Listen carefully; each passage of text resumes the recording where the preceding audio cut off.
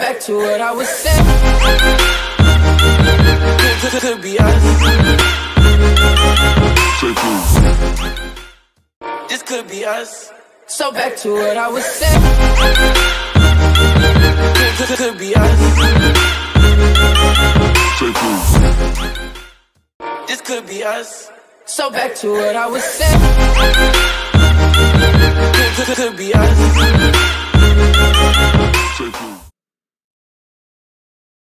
Hello everyone, welcome to another video from Implodian Chess based on the imbalances. Welcome.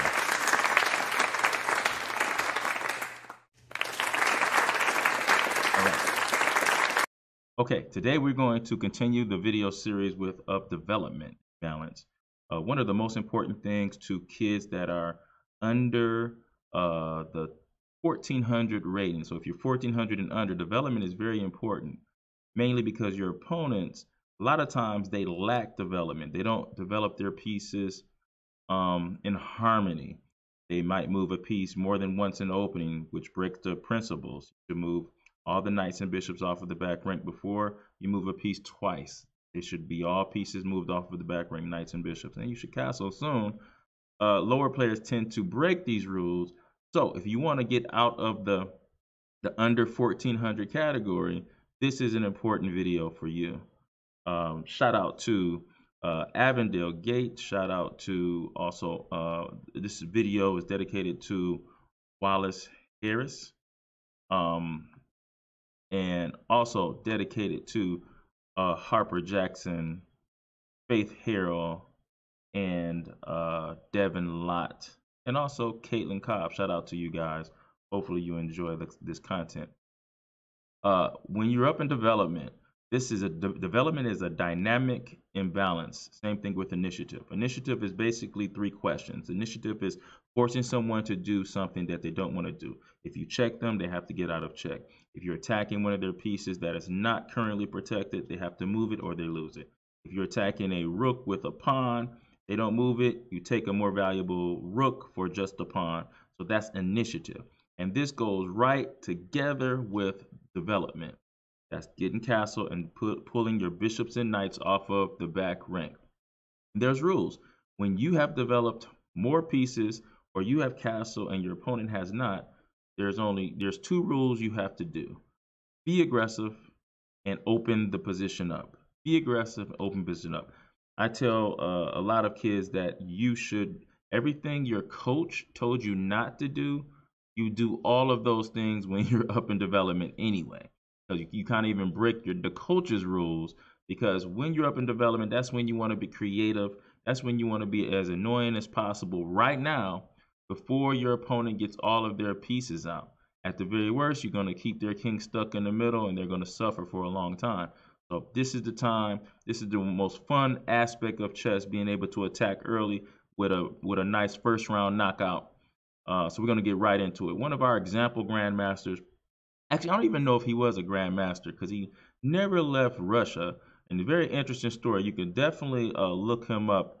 But he was known as one of the greatest attackers or greatest development masters in the world. He used development and initiative together better than most other masters in the world would. And his name is Rashid Nezhmetdinov. I'm going to put a picture up right here.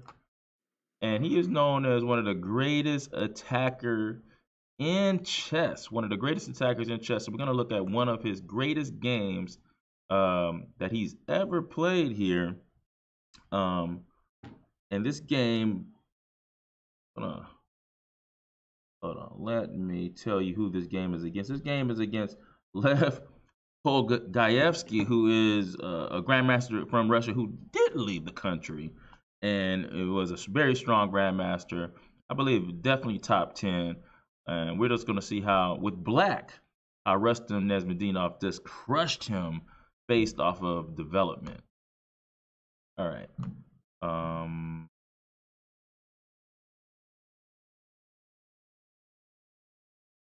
Okay, let's get right into it here. All right. A Of course, Nezhmetdinov is black, and Pogoyevsky is white here.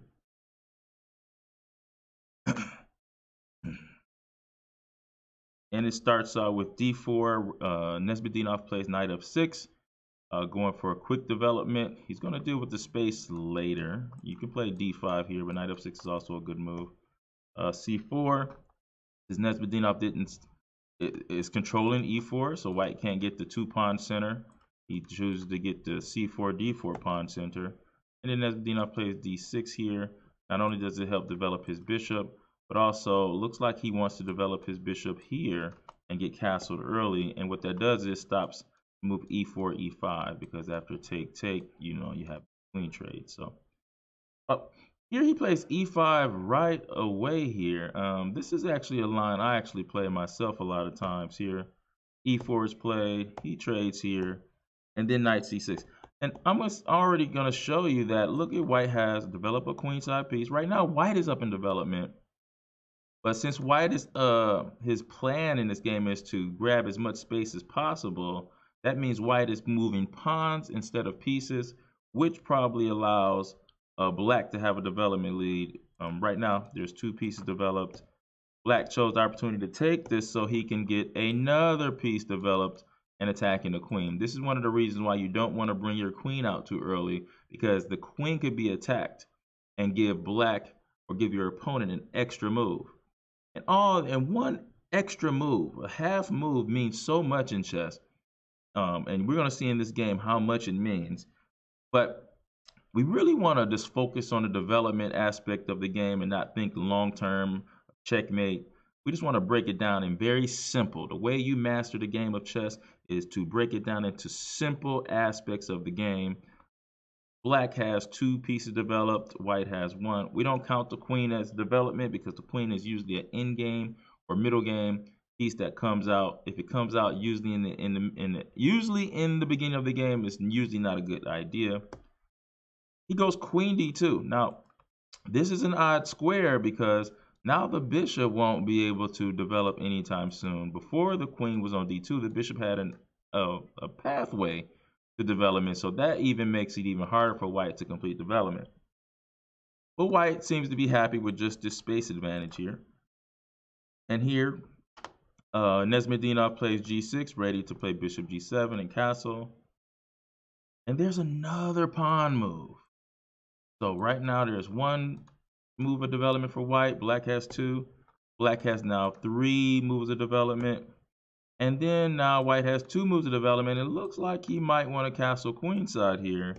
Nezhmetdinov castles, and white can actually castle to the queenside if he wanted to, but instead chooses to play the move bishop to d3.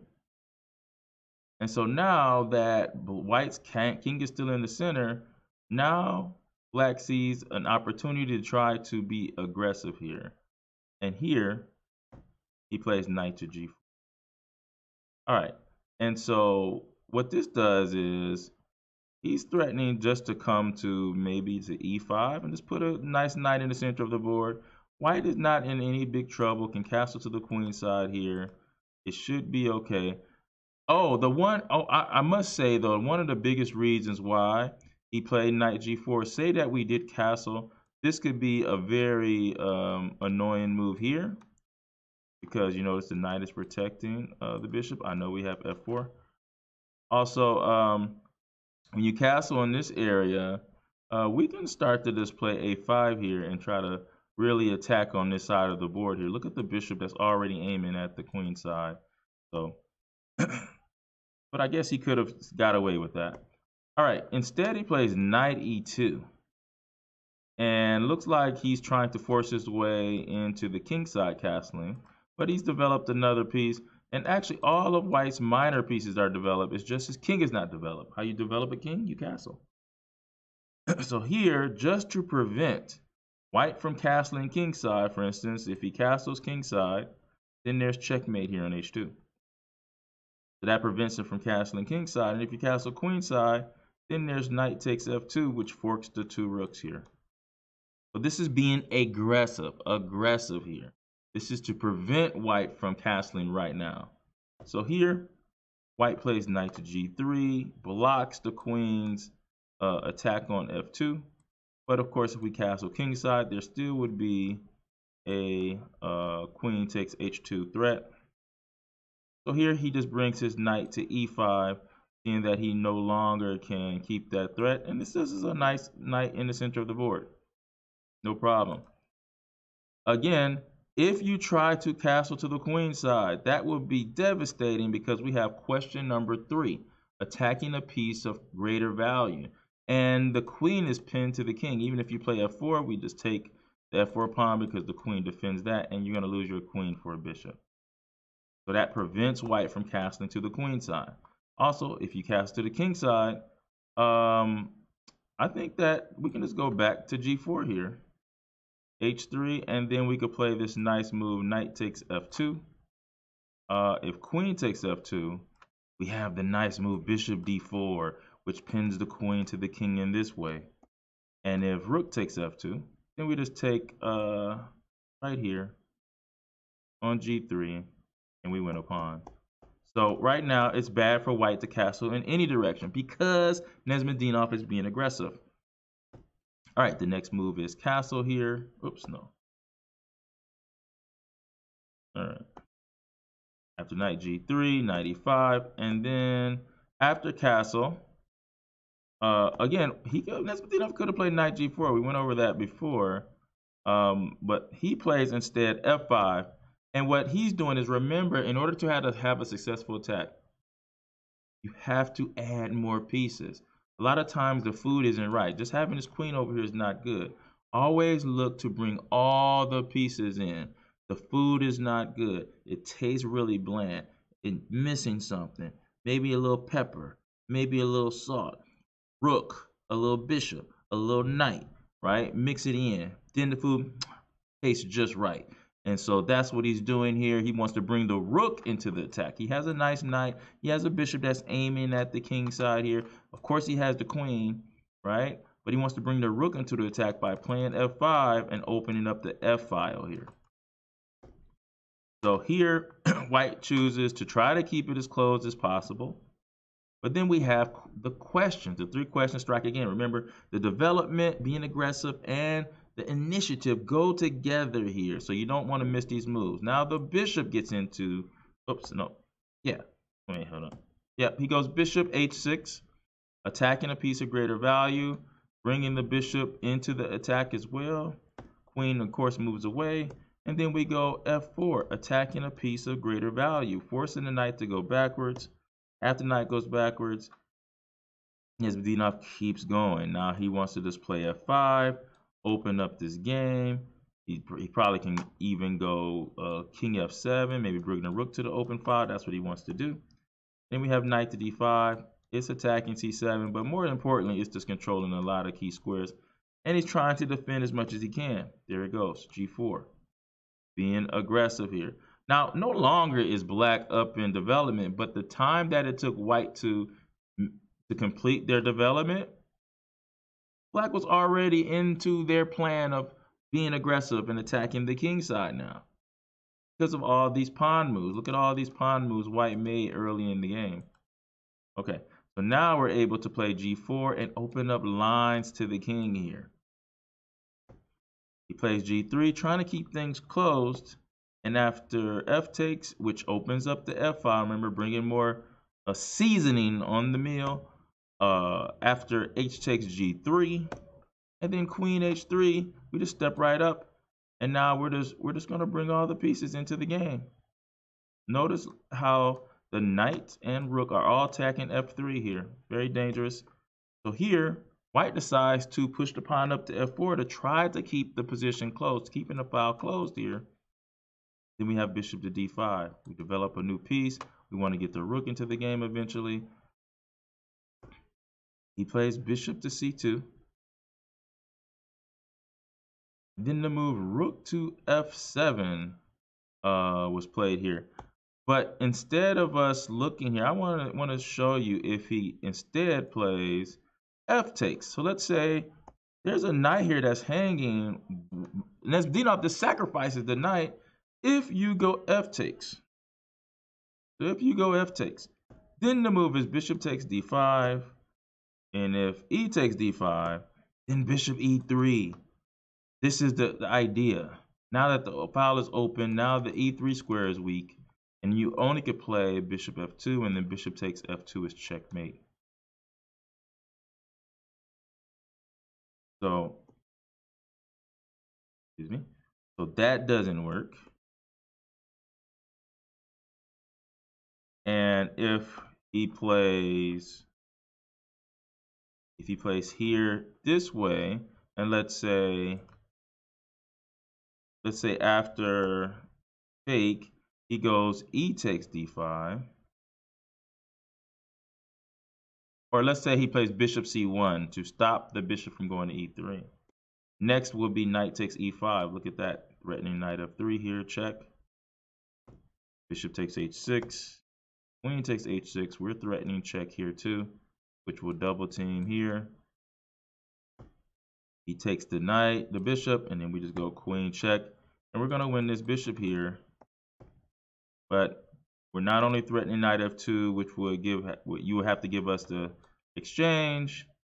We have the strong knight in the center of the board. Black is up a pawn. This is much better for black. The attack will just continue. So white didn't want to do any of that. So white instead chose not to take the knight that Nezhmetdinov sacrificed. Remember, sacrificing a piece is aggressive. And here Nezhmetdinov plays rook f7 because he wants to bring another piece into the game. Some more pepper now.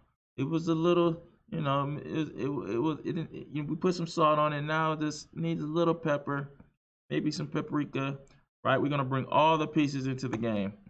And then now the white sees it coming. White starts to run with the king because he knows his days are numbered. Queen check, and then king e3, and then bishop takes d5 here. C takes d5, and then knight to b4, which attacks c2 right here. And then he plays rook to h1. Now, remember, when you're attacking the king and there's a weak king on the board, the first thing you want to do when your piece is being attacked is ask yourself, should you even move it?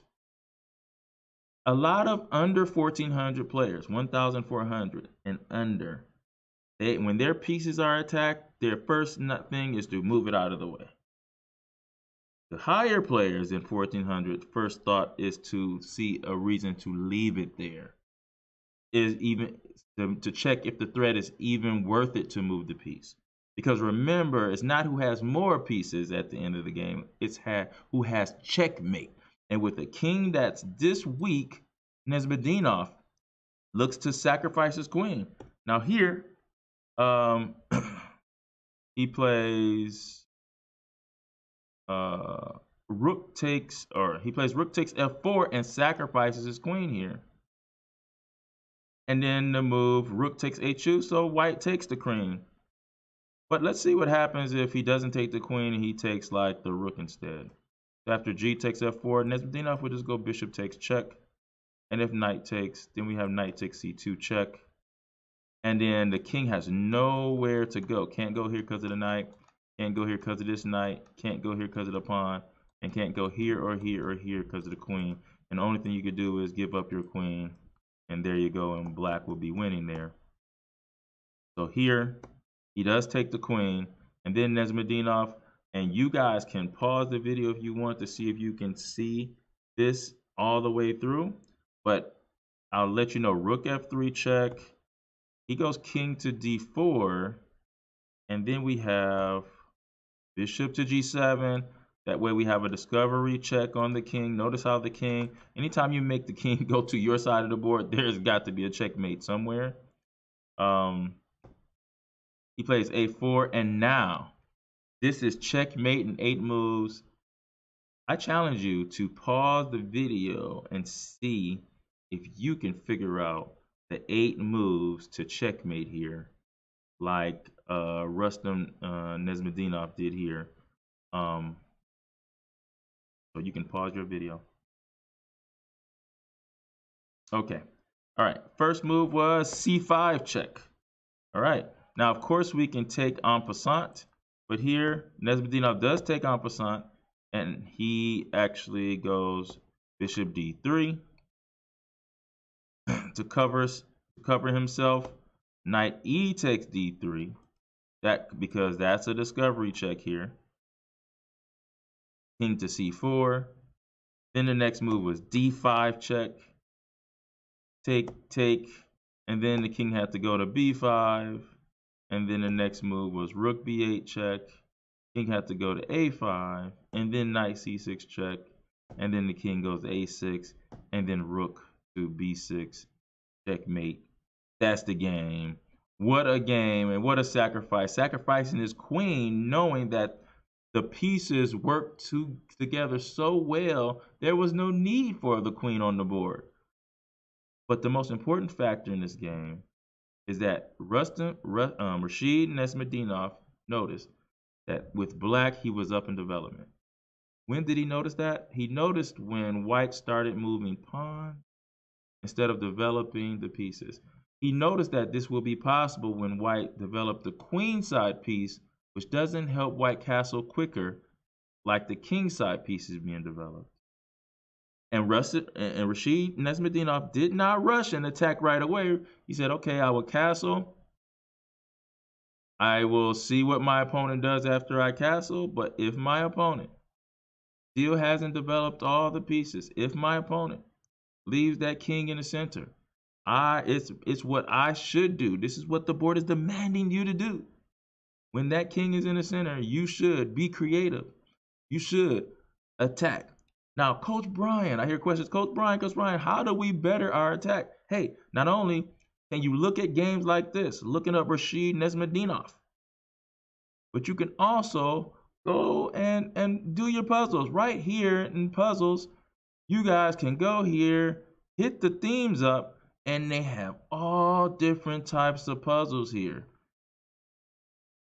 Hanging piece, advanced puzzles.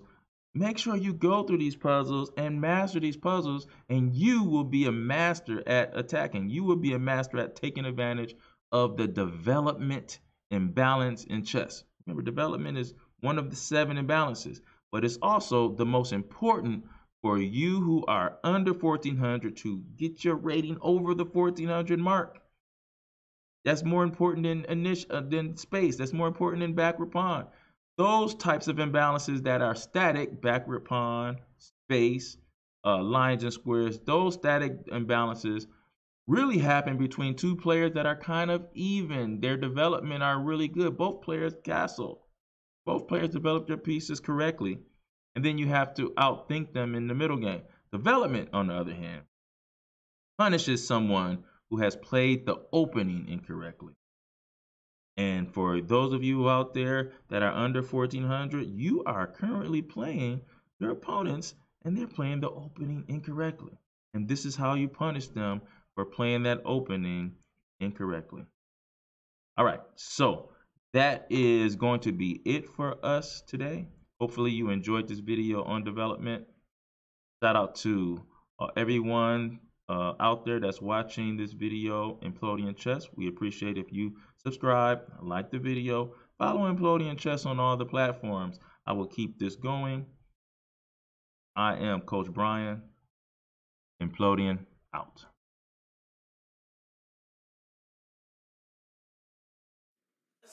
So back to what I was saying. Could be us. This could be us. So back to what I was saying. Could be us.